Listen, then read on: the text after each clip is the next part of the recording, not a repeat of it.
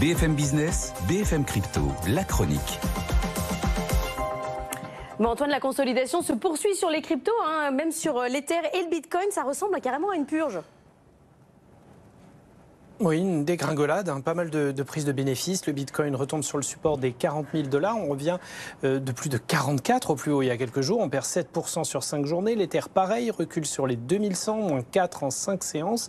Donc clairement, c'est le moment du Cardano, en revanche, qui gagne 23% en 5 jours, malgré une petite baisse ces dernières heures. Alors Antoine, focus sur le Salvador qui prend une initiative au sujet du Bitcoin en brisant l'ultime tabou, c'est-à-dire faire des obligations souveraines, des bons du trésor, libellés en Bitcoin.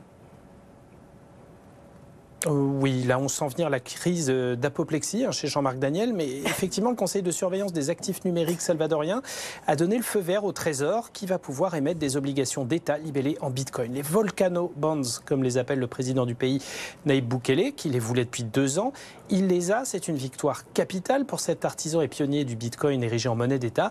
Ce seront des obligations à 10 ans dotées d'un coupon généreux, 6,5% de rendement par an. Elles seront proposées aux investisseurs sur la plateforme Bitfinex, bien connue.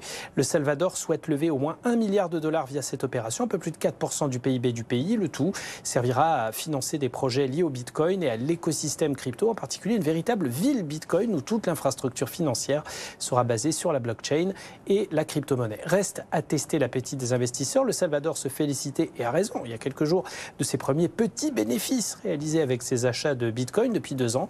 Ça, c'était quand le Bitcoin était du côté des 44 000 $. La phase de baisse et de volatilité actuelle pourrait bien peser sur cette initiative et la rendre plus compliquée. Ça reste quand même une première historique en la matière.